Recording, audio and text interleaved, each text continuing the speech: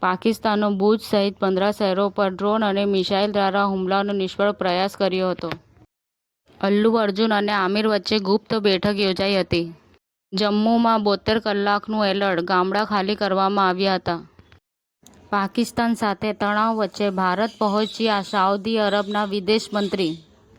ધોળકા સામૂહિક આરોગ્ય કેન્દ્રમાં બ્લડ ડોનેશન કેમ્પ યોજાયો હતો. પંજાબ પોલીસે તમામ અધિકારીઓની રજા રદ કરી દીધી છે. 83.8% પરિણામ. આ વર્ષે વિદ્યાર્થીઓનું 79.56% અને વિદ્યાર્થિનીઓનું 87.24% પરિણામ આવ્યું છે. લાહોરમાં એક બાદ એક સતત 3 ધડાકાથી હચમચી ઉઠ્યું પાકિસ્તાન. હિંમતનગર ખાતે પ્રભારી સચિવની અધ્યક્ષતામાં સમીક્ષા બેઠક યોજાઈ હતી. કેન્દ્રીય મંત્રી કિરેન રિજિજુએ કહ્યું કે ઓપરેશન સિંદૂર હજુ પણ ચાલુ જ છે. સમાચાર ટુડે ન્યૂઝ ચેનલની ટીમ અને જે સત્ય છે તે જ બતાવશે.